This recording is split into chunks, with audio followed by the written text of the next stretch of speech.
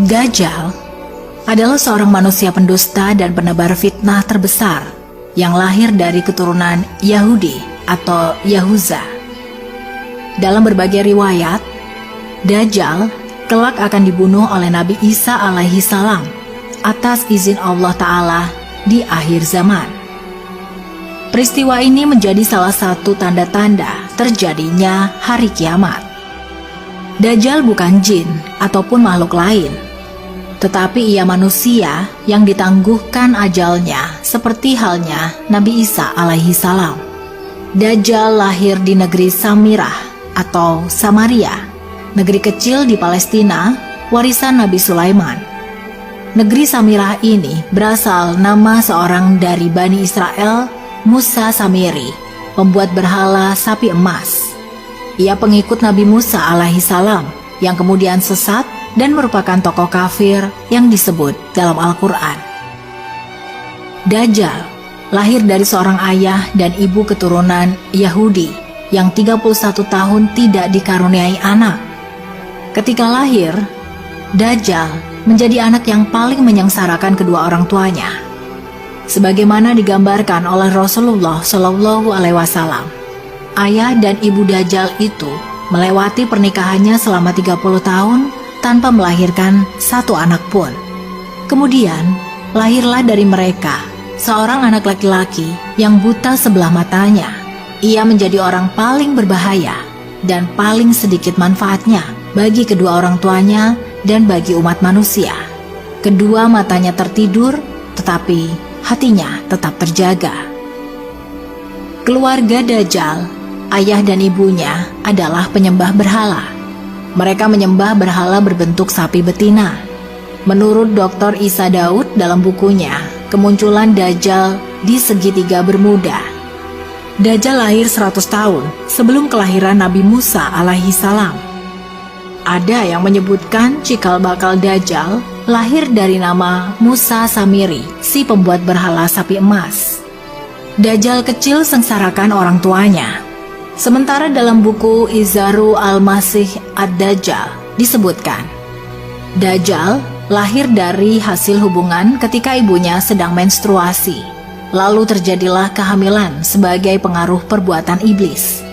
Dikisahkan pada malam yang menakutkan, diiringi embusan angin dan hujan lebat, pasangan suami istri itu mendengar suara dari patung sapi betina yang mereka anggap sebagai Tuhan mereka. Kemudian, patung itu memberitahu kepada mereka akan kelahiran seorang anak.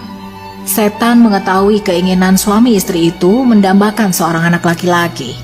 Karena itu, setan memperdaya berhala itu seakan-akan memberi karunia anak dan meminta korban-korban sesembahan. Demikianlah cara setan menipu daya manusia.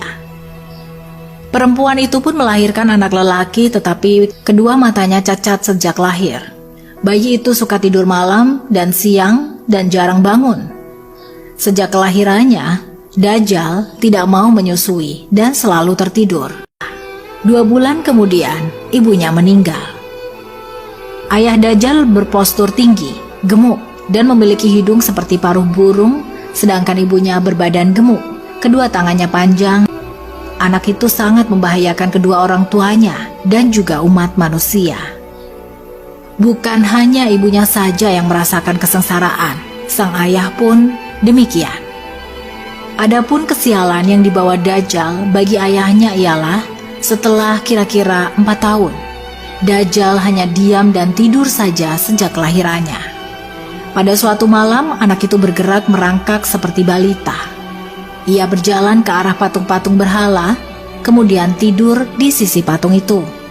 Sang ayah pun bangun keesokan harinya dan mendapati anaknya tertidur di pangkuan patung Tuhan mereka. Ayahnya memanggil tetangganya dan berita itu pun menyebar luas. Penduduk sekitar berbondong-bondong datang menyaksikan hal tersebut. Kemudian hakim kota mendengar dan ingin memiliki anak itu yang dianggap dapat membawa keberkahan. Maka diutusnya mata-mata untuk membuat siasat. Maka dihadapkannya lah ayah Dajjal kepada hakim kota dan dipaksa untuk mengaku bahwa kabar berita itu adalah hasil rekayasa dirinya semata. Karena itu, ayah Dajjal dipaksa untuk mengaku bahwa dirinya lah yang telah mengangkat anaknya dan menaruhnya di pangkuan patung sapi itu. Karena ayah Dajjal menyangkal tuduhan itu, ia dipenjara dan disiksa.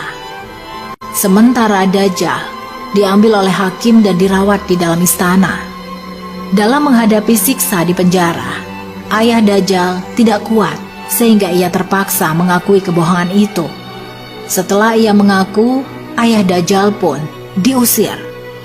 Maka tinggallah ia sebatang kara karena ulah anaknya itu. Dalam keterasingannya itu, ayah Dajjal meninggal dalam penderitaannya. Setelah berada di dalam istana selama kira-kira 1 tahun 1 bulan, negeri Samiri dilanda bencana dahsyat. Allah Ta'ala memusnahkan negeri itu karena perbuatan penduduknya menyembah berhala dan maksiat yang melampaui batas. Kemudian Allah memerintahkan Jibril menyelamatkan anak itu dan membawanya ke sebuah pulau terpencil yang terletak di tengah-tengah lautan luas yang disebut Laut Yaman. Pulau yang didiami Dajjal ini dikenal dengan nama Jazirah Ats-Subban Ar-Rohib wa Adzabah Al-Halba, yakni sebuah pulau yang terdapat ular mengerikan dan hewan berbulu tebal. Hewan melata yang berbulu lebat inilah yang menjaganya selama Dajjal mendiami pulau itu. Hewan ini disebut sebagai Al-Jassasah yang bisa berbicara layaknya manusia. Pulau itu berukuran kecil, bagaikan tumpukan bebatuan. Pulau itu terpisah dari gugusan pulau-pulau yang banyak jumlahnya.